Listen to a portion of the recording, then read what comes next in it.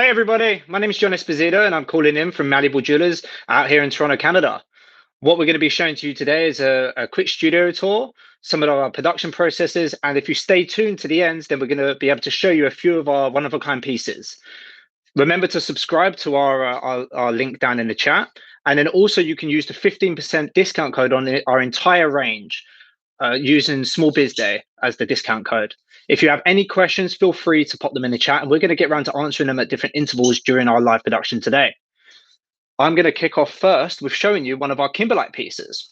So this is the production process in which we use, and I'm going to try and when we go on our studio tour today, I'm going to go as slow as I can so nobody gets any motion sickness from the spinning of the camera. So first off, we've got one of our kimberlite pieces here. So how we create our kimberlite pieces is we'll create a wax, and then we will set either sapphires, diamonds, or rubies in this example, and then we'll cast them in place. And so what actually happens with this is that it's a true one-of-a-kind aesthetic. This can't be replicated by us or anyone else, because what happens is the stones can shift in the process, metal can move over the stones, and we're not in control of any of that during the casting process. So it's purely down to the alchemy. Who we are is we're an ethical jewelry designers. We were established in 2017 with a focus on finding ethical solutions to fine jewelry. Been in the industry since 2011.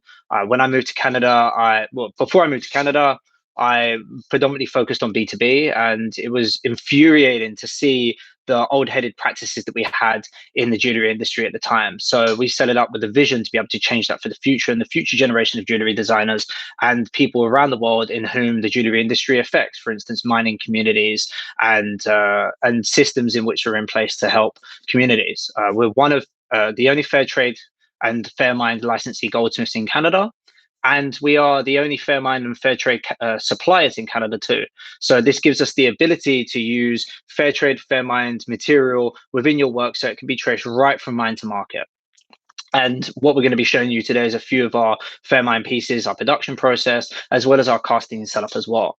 So what I'm going to do next is I'm going to move on over to our bench jeweler, Lena, over here, in whom is going to show you a couple of quick steps in how we make one of our fair mined certified white gold rings. So bear with me.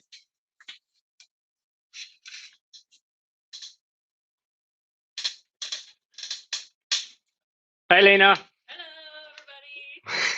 everybody. So where are we here? I'm just going to set this up.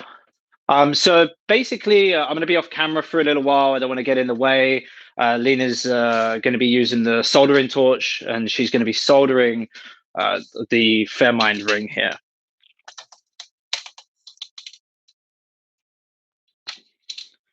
And so basically, how we make all of our pieces is I'm just going to double check, see if this is good. There we are. So the first step in the process is we're going to fabricate the ring here.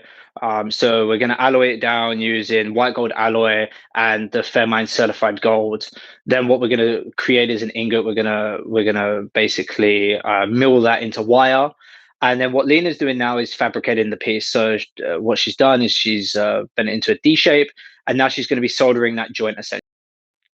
Obviously, the production process of a ring can take anywhere from an hour to a couple of hours. And in order to kind of expedite the process, we've got a couple of ones we made earlier. So once Lena quenches it, just for safety there, we're going to show you on to the next part of the process. All right, so this ring is one that we have soldered, and we've made it nice and round on the ring mandrel here. And the next step, it's been filed, is to take it through a series of sanding procedures. So we start with a 320 emery, and we clean up the ring starting on the inside, get it nice and smooth.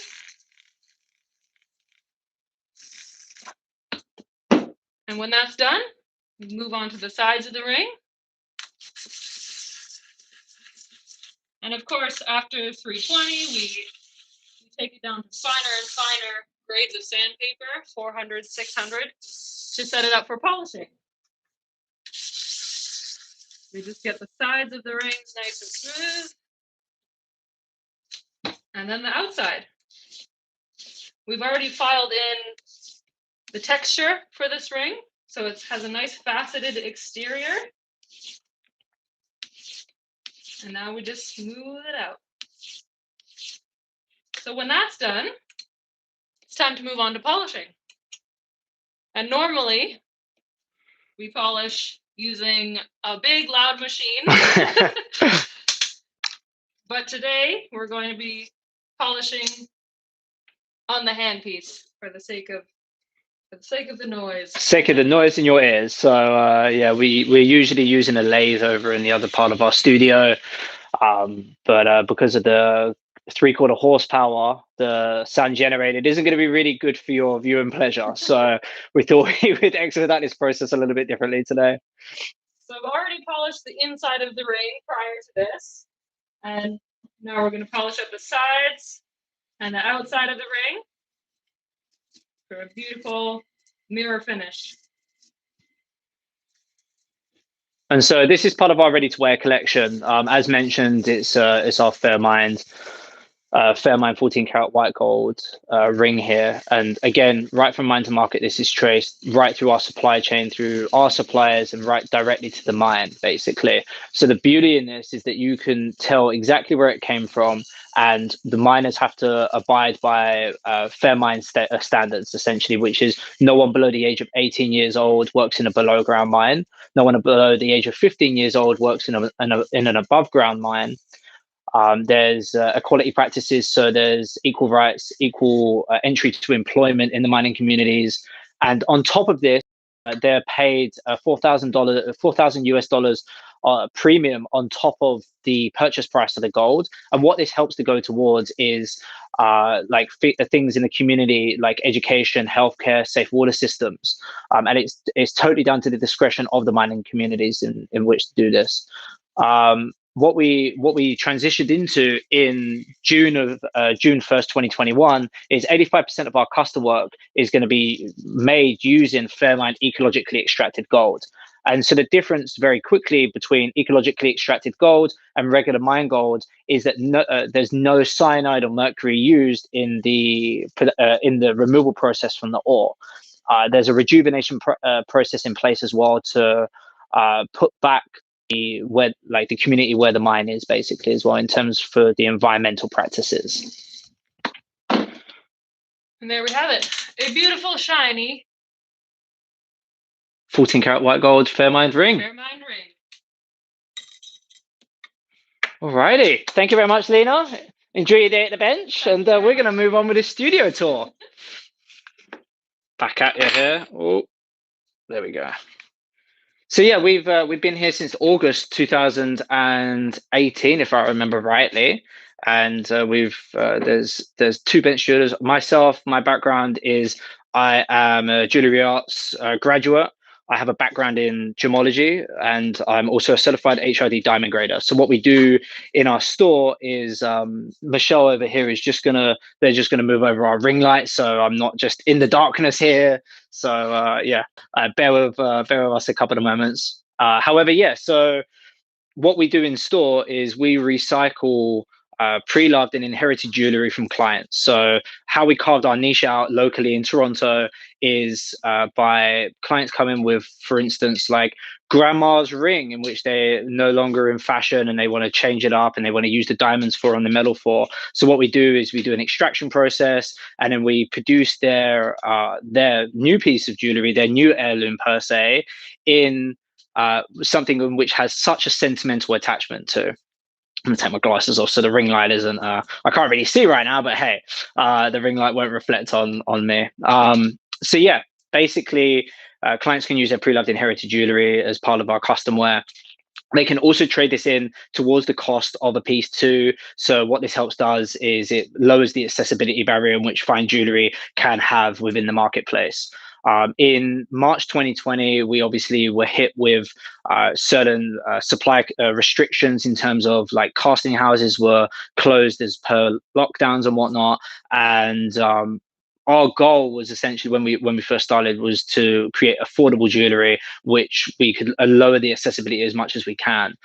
When we became fair trade certified goldsmiths in 2018, we wanted to be able to pitch this and market it at the exact same cost as if we were to use a regular gold sourced cost, basically. So with this in mind, we were thinking of ways in which we could lower like our cost, or kind of like eat the profit in order to be able to market it. Because the question in which we face is, how are we going to change the average consumer's mindset of when you go to the supermarket and you find organic fruit in opposed to non-organic fruit, and how much more expensive it is, right? There's obviously reason and method behind that added expense, but in order to change people's mindsets, we really need to be able to position it at the same cost as its non-organic, non-traced counterparts, essentially. So with this in mind, what we did is we set up our, I'm going to just pivot this a little bit here. So this is our casting. This is our part of our casting setup. It kind of like goes over to here. Here's our melting furnace and our melting torch and whatnot. And we've got our nice crucibles. And so basically what we do here is we actually melt, we'd be melting the material into what your form of jewelry is. And I'm going to give you a couple of quick run through demonstrations. Obviously this process takes around 12 hours. So we don't have 12 hours today, unfortunately. I wish we did. However, I can kind of educate a little bit more about how we actually do what we do. So I showed you the beginning part of the process, where basically what we do is we create a wax which is based upon the model of the jewelry piece in which you want. And then from that wax, we basically melt that onto a base and we create a tree with a button. And so what happens is that we then take a flask and we will then fill this up with plaster. So we'll fill this up with investment, essentially. And then after that dries and cures, what we then do is one I made earlier. And please, if you have access to a kiln, like this is obviously not hot because I'm touching it with my hands. Like use all of this, use the safety gloves, use the tongs. You can't pick up a 1200 degree flask with your hands. Like I'm not bionic. So yeah, here we are.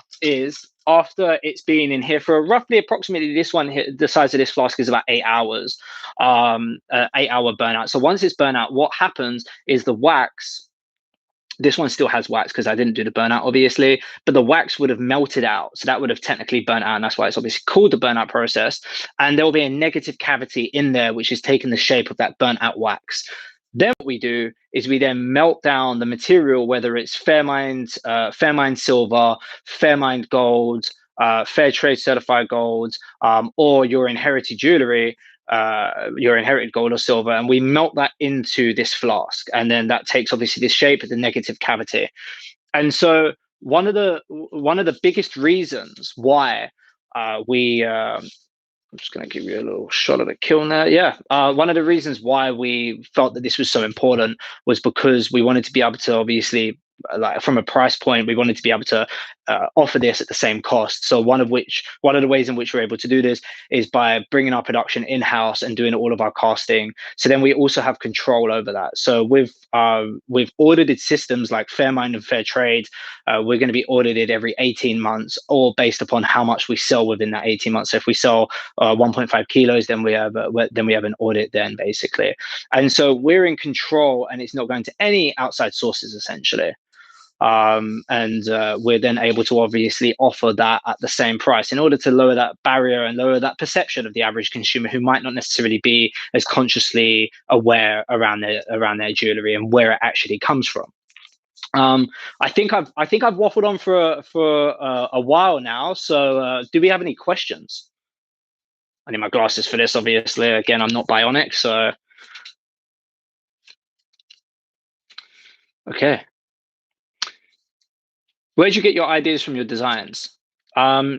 So my background really, like I like did a little bit of art when I was a kid. Like I'd like to like watercolor and draw and whatnot like that, but I wasn't really artistically driven in the traditional sense of like going to art school once I left high school and all of that sort of stuff. So I studied business. I got an advanced diploma in business in the UK, and then when I moved here, then I went to jewellery art school here. And so I come from, but I think in both sides, from the business standpoint of how to drive to market, and then also from the artistic standpoint.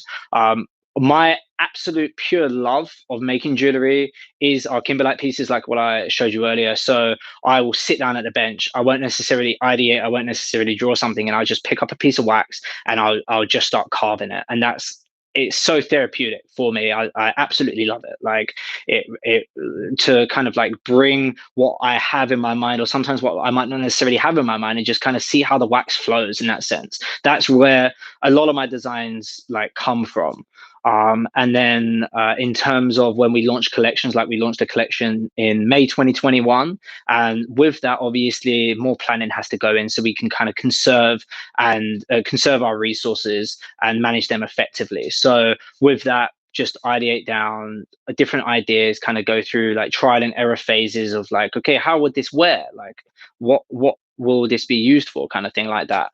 And then it really develops from there, like testing the market, putting out a product, maybe changing it a little bit based on feedback. I think that's the best way in order to do it. Like the brand Malleable, the definition is to be bent and pliable, out of shape without breaking. Like obviously we as designers, like with Michelle, Lena, and I, we all have our aesthetics in which we prefer to work in. However, like we also respect that not everyone wants the aesthetic that we're putting out. So with that, that's where our custom work comes into play, in the sense of clients can come to us with their ideas in which they might have, and we respect that. We're malleable to it. We've got more questions. How do you keep up with new styles? Um, I don't want to sound like rude or anything like that, but like I feel that like if you're following trends, right, like you're always one step behind. I'm not saying that I'm a trendsetter in any way. However, I feel that when you create something and you have such a passion for it and you just go with it, then it gives you a greater sense of ability to be able to drive that. So with the kimberlite pieces, like currently, obviously the aesthetic more within today's jewelry is more minimalistic pieces. We put out minimalistic pieces in order to engage in those funnels of the market. However, like the dream is eventually to be purely making kimberlite cast in place pieces, essentially. So and with that, obviously we wouldn't be selling as many of them like in the past. Like it's picking up a lot more now, and a lot more people are investing in kimberlite pieces. And so it's just really sticking to where you want to be. Like where we are today isn't necessarily where we're going to be tomorrow, and it's about improving and the betterment of that, right? And that's really where fair trade and fair mind have helped us. I know I've hopped on a great bunch about that, but like when I was in school, we all went to school together. Like Michelle and I are in the same year. Lena was the year above. And when we went to school, we really didn't get that much of an education around like ethical practice within the jewelry industry. Like it was very much like copy and paste, cut and paste. What would that be doing? But yeah, copy and paste it. So in that, like I attended a fair trade lecture where there was a panelist of Toronto-based designers in various medias. And then from there, that's when we became fair trade, and we just learned from there. Like in June 7th, 2021, we became a certified B Corp. So we're one of 149 B Corps in Ontario, Canada. And then with that, we have co-opetition. So we understand that like in the sense of community can really help create change within society. And so with that, like with B Corp, for anyone who isn't familiar, I implore you to go onto B Corp's site, check out their B assessment and how in depth it goes across multiple industries. I think it's across 70 countries in the world with a huge range of industries. And so with that, we are held to a high level of accountability in the sense of who we work with, what our suppliers are, what communities we help serve in terms of with our product and whatnot. So that just helps us to be better people in that sense, and create that co-opetition that we're all individual businesses and we might work in the same industry, but we can help build out things and we can help change things by working together.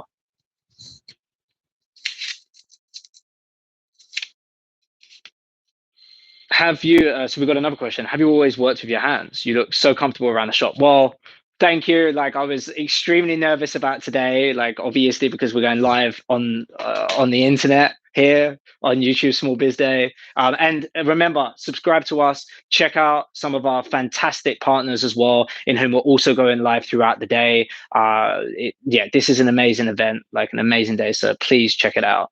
And then with that, like I've never really, like, as I mentioned, I kind of, when I hit 20, I kind of stumbled into the jewelry industry, and then it was very organic from that point. I progressed up from that. And so like, I really came from like that business standpoint. And then I moved into the artistic realm around 5, 6 years ago, although I was sort of draw and do various art projects and whatnot. And so it kind of like the wax work really comes second nature to me. Like that's why I love it so much. Because then also part of it is down to the like the pure alchemy of the process. Like one slip of the hand and like you've got to restart, or like you've got to fix this piece of wax here. So I would say that I'm comfortable with my hands. Like I would always kind of gaslight myself or like second guess myself, and I'd be like, I remember, okay, how I got into making jewelry was that like I went to my diamond trader. I got my diamond certification through HRD in Antwerp, and I was like, okay, how do I become a diamond broker? And then it was like, you need to get an understanding of how stones work in jewelry.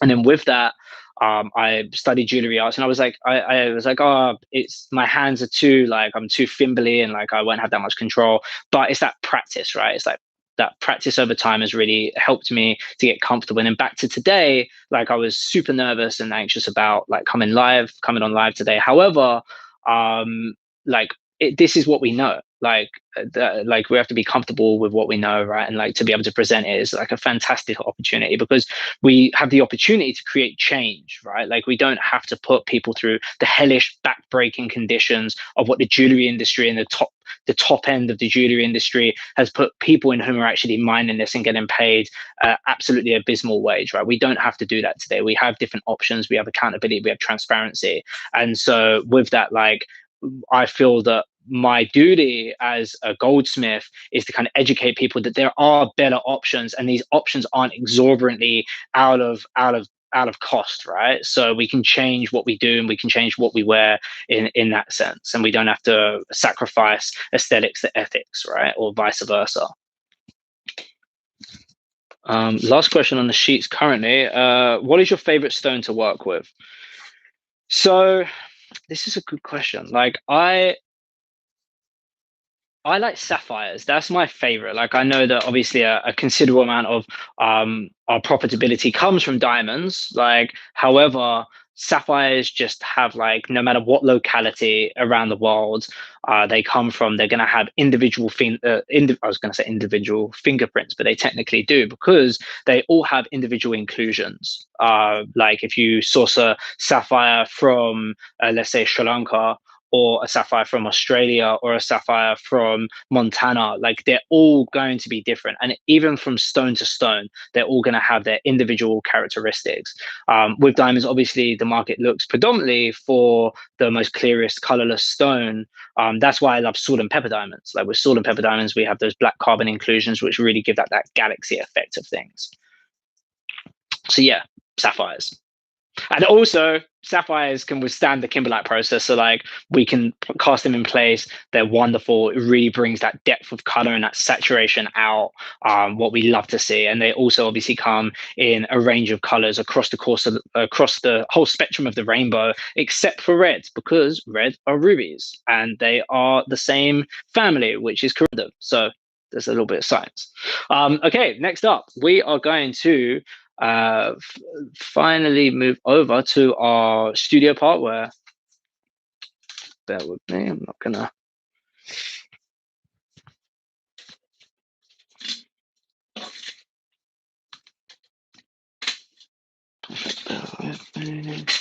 that's gonna fall. Perfect. Okay. So yeah, here's where all the business happens. In normal times, clients are invited down to our studio. Obviously, at the moment, what we've been doing is we've been facilitating virtual meetings, so like via online platforms. And then when clients need to drop things in person, for instance, they have, that's perfect, Michelle.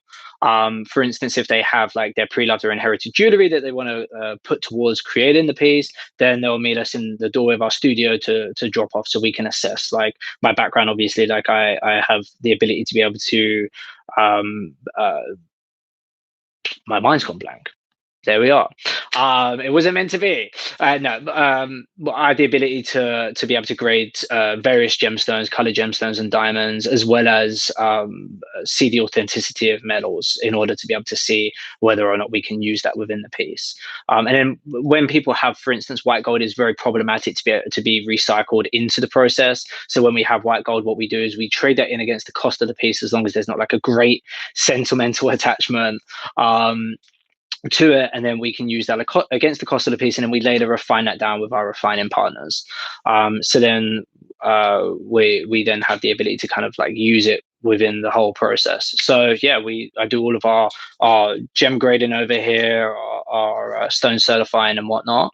And yeah, like this is the part which some of you may have tuned in for, which is we're going to be showing you a few of our products in which we have on offer today. So I'm going to start now. Little what is it, a little word up here is that obviously I'm showing you like micro pieces, like I'm showing you like pieces of jewelry which are like small in scale in comparison to some of the products you may have seen today. So I'm going to show you a couple of the pieces as they are, and then I'm also going to then show you on a visual setup as well. So first up we have our flawless, where are we here, if that let me get that right. Bear with me. I'll hold that still. This is our flawless fair trade certified eternity band with 15 lab grown diamonds in. Now I'm going to show you this obviously on our visual device here, so everyone's not squinting like I do when I have my glasses up and I'm trying to read something up close. And again, like all of the links to these products are in the chat as well, in our YouTube description as well. So this is made with 14 karat fair trade certified gold. So this is right from mine to market. It's traced right through the supply chain, right to your finger essentially. And then these are 15 lab grown diamonds.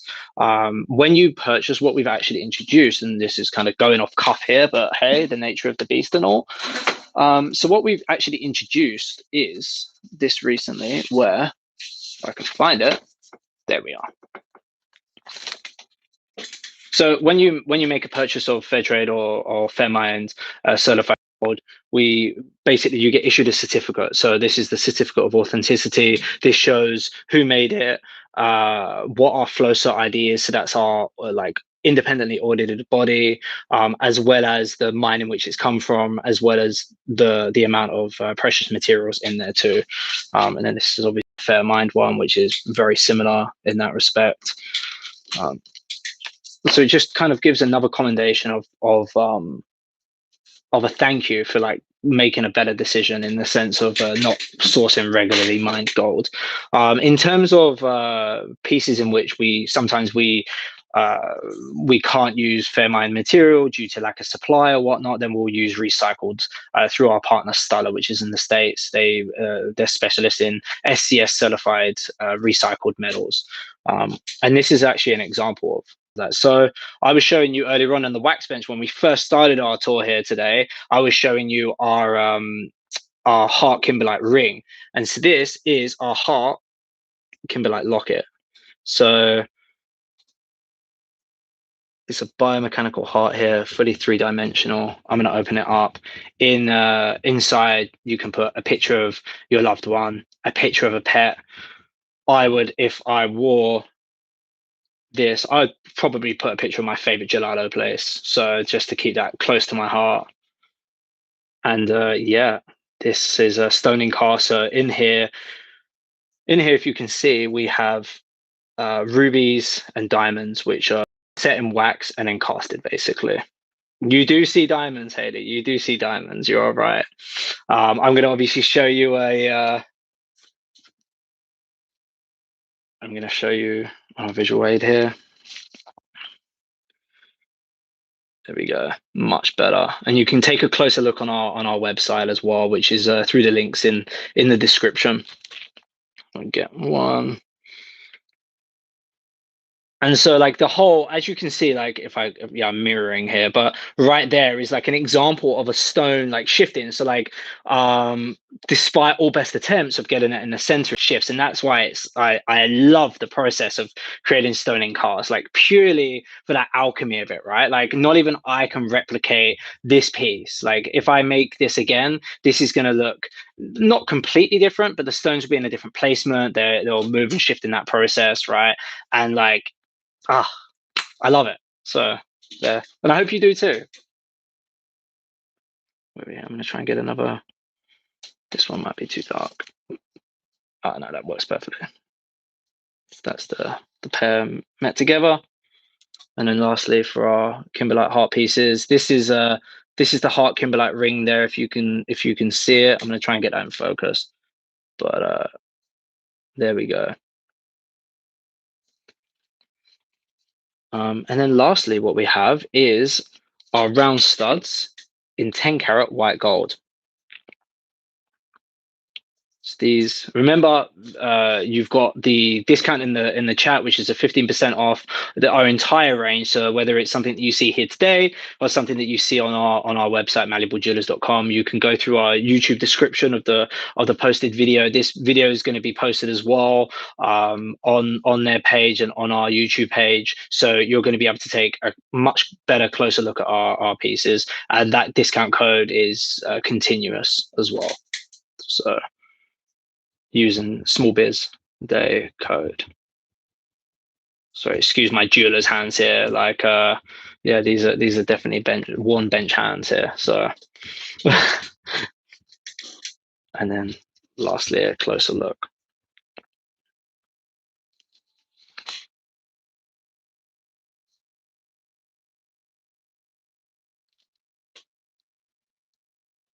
There we go.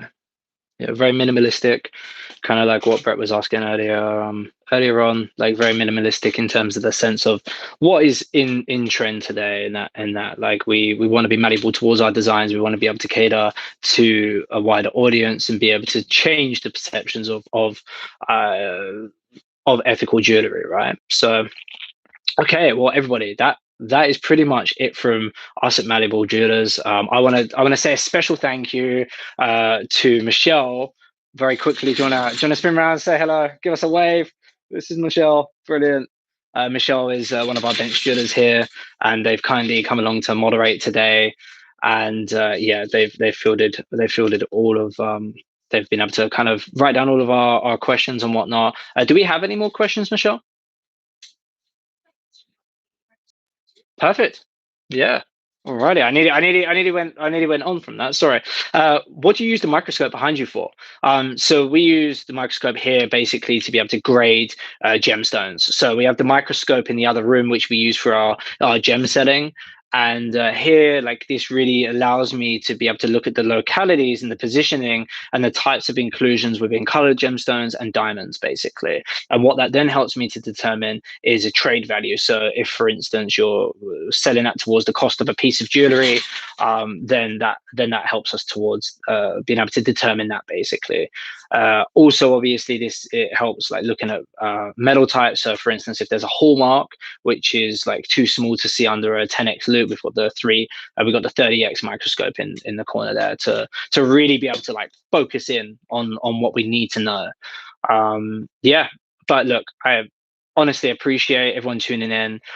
Don't forget to subscribe. Don't forget to check out some more amazing businesses as well throughout the course of this day that we've got panelists to. I appreciate the opportunity to be able to talk to you today about what we do at Malleable and why it is important for us.